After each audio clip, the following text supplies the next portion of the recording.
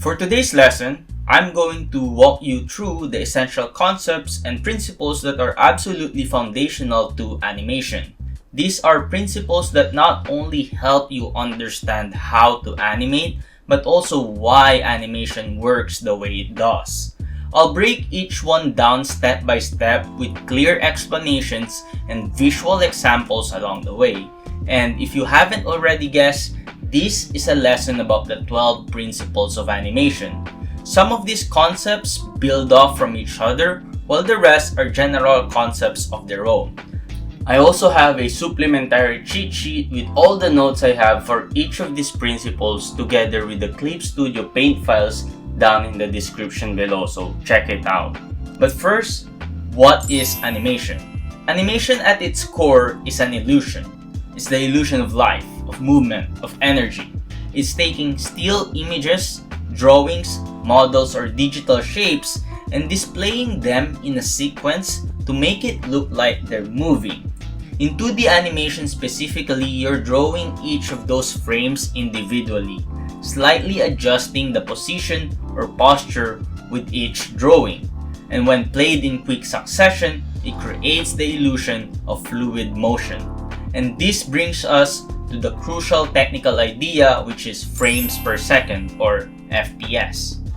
Frame rate is the number of individual images shown in a single second of animation. In traditional animation, the standard frame rate is 24 FPS, which means you see 24 images or frames in every second. For reference, movies and anime often use this standard because it strikes a good balance.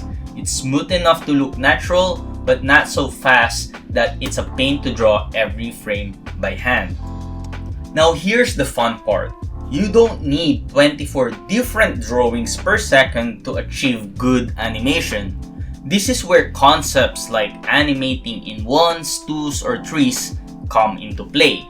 On ones, you'll draw a new image for every single frame, so 24 drawings per second. Very smooth, but a lot of work. This is mostly often used in effects animation or if you are creating a very fast animation. On twos, you hold each drawing for 2 frames, and that's basically 12 drawings per second.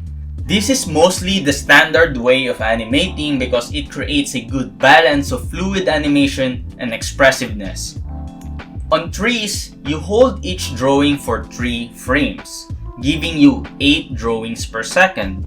Now this is often used in creating slower movements, and you can save a lot more time and resources when you are animating in threes.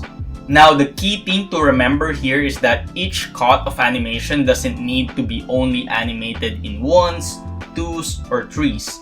We can use a combination of these to achieve interesting animation with varying speed, which leads us to the concept of speed. While this is not officially part of the 12 principles of animation, it is very important to understand how speed works in animation since it is one of the foundational tools in determining how fast or slow the movement or actions we are trying to show. And one of the things that can influence speed is timing and spacing, which is the first principle of animation we are going to talk about. Timing refers to how we distribute the individual drawings in the timeline to create the illusion of movement. As we distribute these individual drawings, we are defining how many frames each drawing is exposed in a span of a second. This is what we talked about earlier when we were discussing animating in ones, twos, or threes. If we look at this timeline, we have an animation folder A that contains 12 individual drawings. Timing is all about moving these drawing cells freely across the timeline and adjusting the timing of each cell to be held a certain number of frames. If we use this animation with each drawing held in twos as our baseline, we can see that this character will take 1 second to reach his destination. Now, if we simply adjust the exposure of each drawing from 2 frames to 1 frame, then we can now see that this character can reach his destination in half a second, which is a lot faster. Adjusting the exposure in threes would also result in the character reaching his destination a bit longer than the other two, which brings us to how timing affects speed. The lower the number of frames is held, the faster it moves, and the higher the number of frames is held, the slower it moves. But we can also create varying speeds of animation by creating a combination of timing with some cells held in ones or some cells held in twos or even threes. Now, spacing refers to the distance of your drawings from one another in space. In this particular animation, I marked down each of these drawings' location with a tick so you can see their distance from each other. Right now, we can see that these drawings are evenly spaced from one another, which means that they are moving at a constant speed with a constant timing of 2 frames each. Now, the most common way to adjust and control the speed of our animation is through the use of spacing. When our drawings are closer to each other, they appear slower. And if they are far apart from each other, they would appear faster. We can see the difference from these two examples. One appears slower and one appears faster.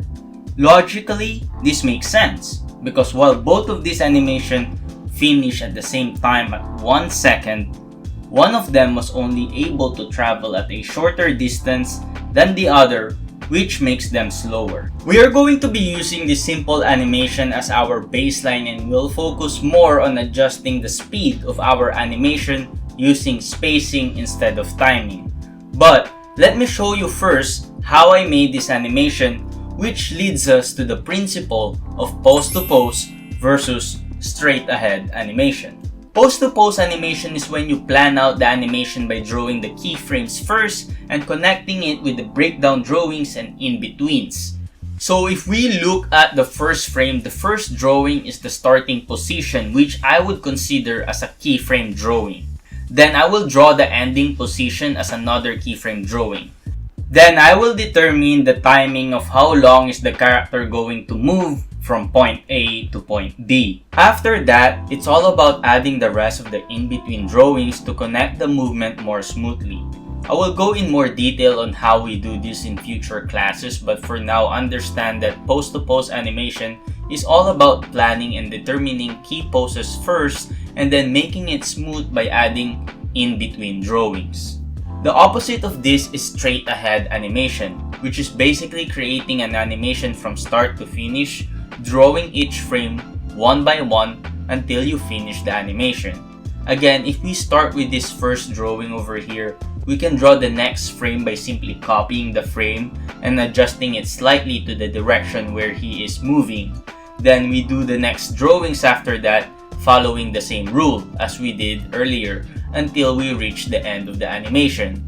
This is a very simple example of this principle, but of course, when we are dealing with complex movements, it is quite difficult to keep things consistent. However, when it comes to effects animation, this way of animating is far more superior than pose-to-pose animation because effects animation like fire or movement of water are harder to plan with poses. Now let's go back to the simple animation of a character moving from point A to point B and adding more principles to it to improve the animation we have. As you can see, this animation is kind of lacking and looks very boring. The movement looks stiff and unnatural, so what if we put the first few drawings closer to each other and try making the last few drawings apart from each other? Now it looks like the movement starts slow and getting fast, which is essentially what ease in or acceleration is all about. How about if we put the drawings closer to each other in the end and farther away to each other at the start? Now it looks like it starts fast and slows down as it reaches the end, which is what we call ease out or deceleration. We can even combine both of these and have an animation with both ease in and ease out, and by putting this together you can really see the difference it makes when it comes to adding more life to the animation and making it more natural. It is good to note that having a constant speed isn't always bad. This is used to more robotic and mechanical movements, so if you are animating something that has to have those kind of movements, then it makes a lot of sense to just have constant speed on your animation. Ease in and ease out, or acceleration and deceleration, makes your animation look more natural, as it is an application of what happens in real life. Any movement we do, from moving our arms to kicking, follow this natural principle of movement.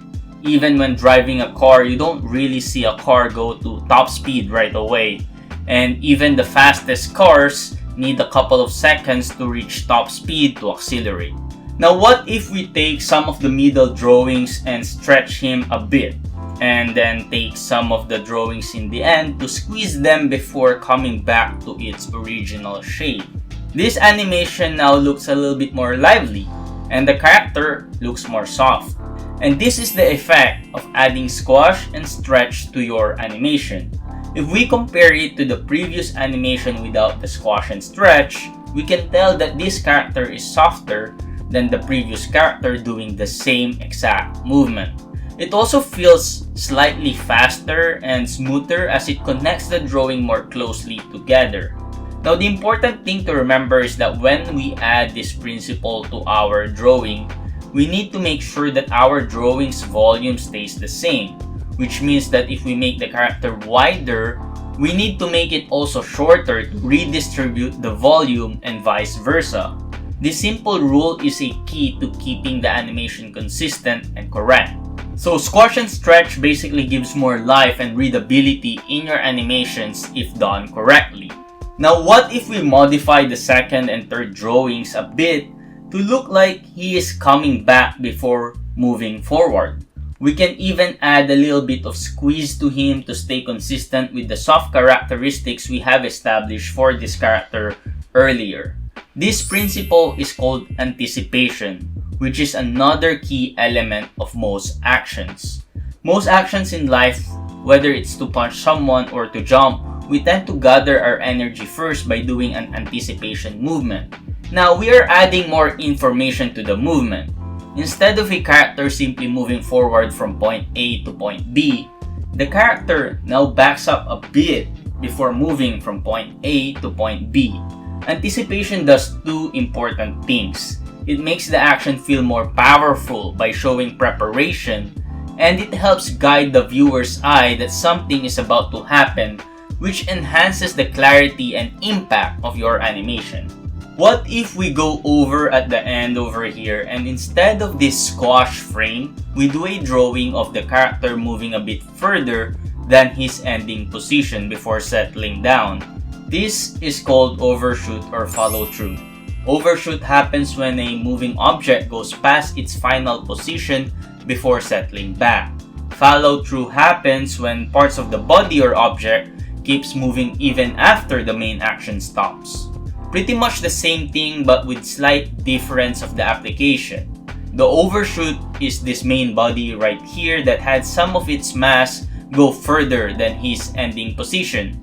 And follow through is the little tail right here that continued to move forward on the next frame. These elements add depth, realism, and a sense of momentum to your work.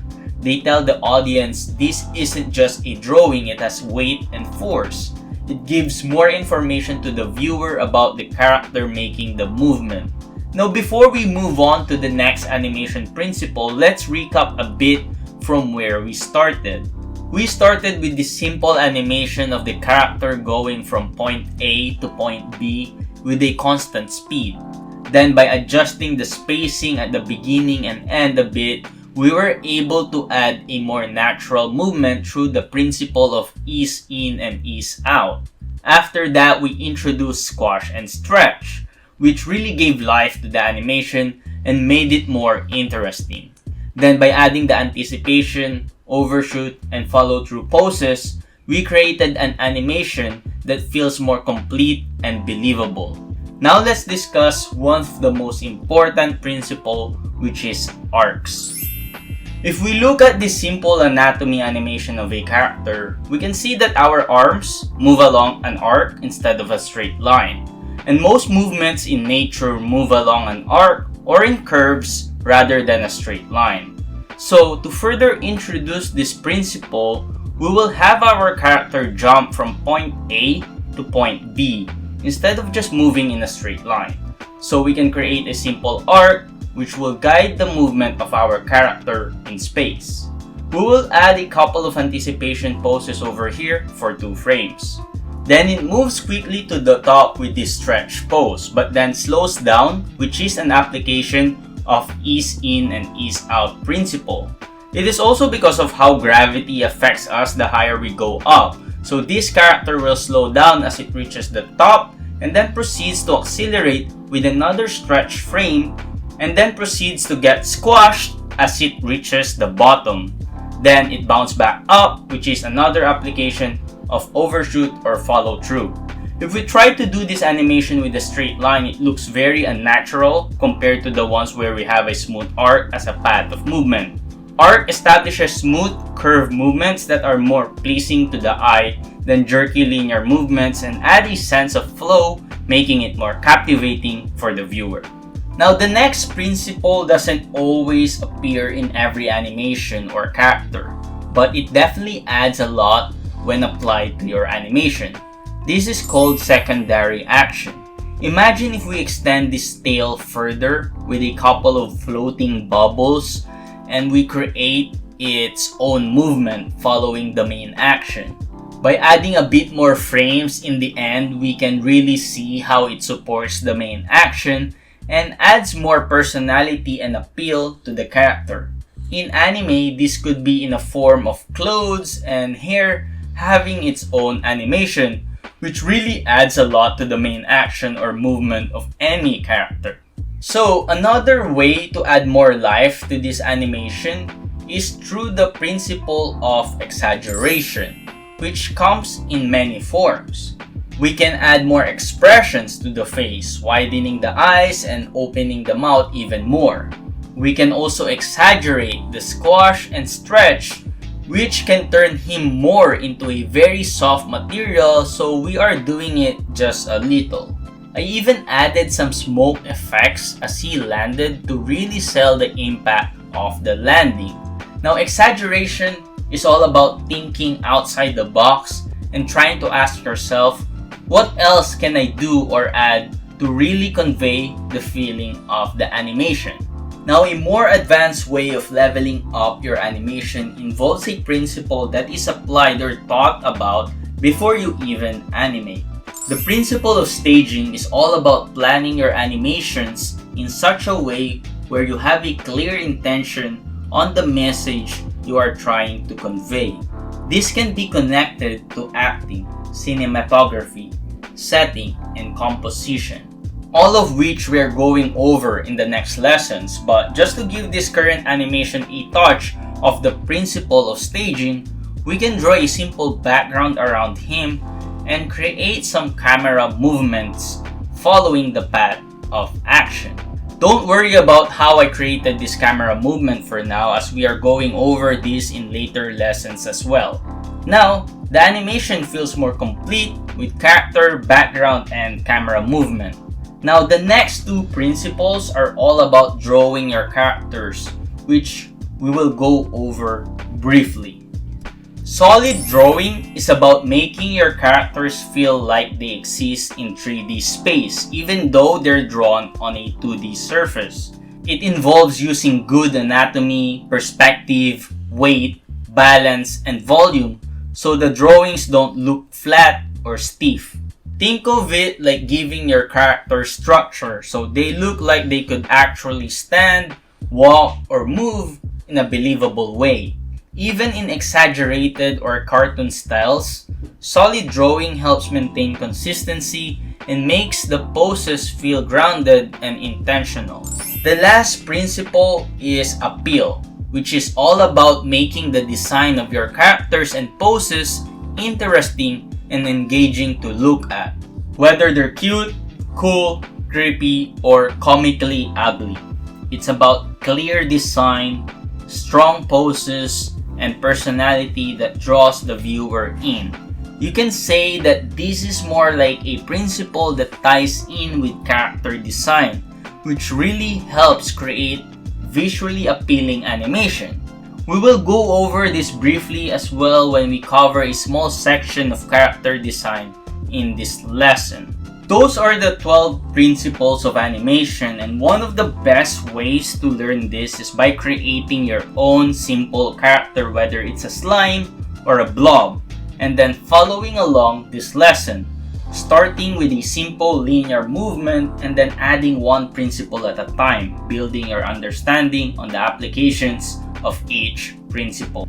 You can check the link in the description below for the supplementary cheat sheet for each of the principles discussed in this video. You can also get the actual Clip Studio Paint files I used with all the notes for each of the principles except the last two, since those are more tied in with how you design and draw characters.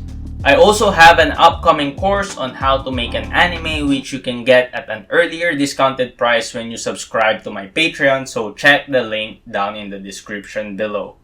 Thank you guys for watching, and I'll see you on the next one.